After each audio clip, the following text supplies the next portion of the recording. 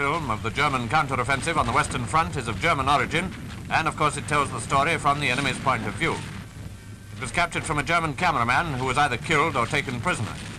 Anyway, the Americans got his camera and the uncompleted film story he was making with it. A story of just a few of Rundstedt's men then driving deeply into the American First Army position. American trucks and guns and equipment had been set on fire or smashed in a powerful German breakthrough.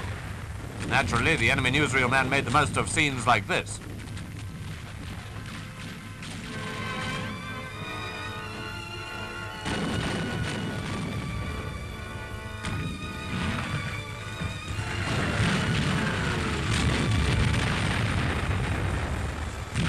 Mobile guns which had been brought up were pounding the retreating Americans.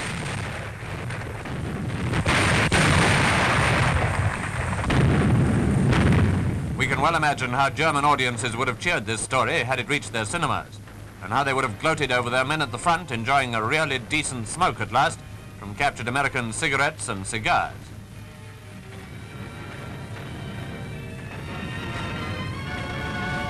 There was gum too, you'll notice.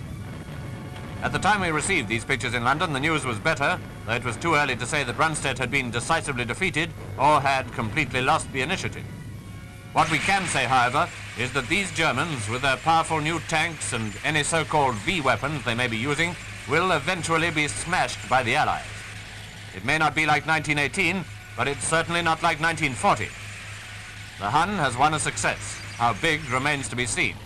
But the Americans, the British, the French and all the Allies will write the end of the story in German blood.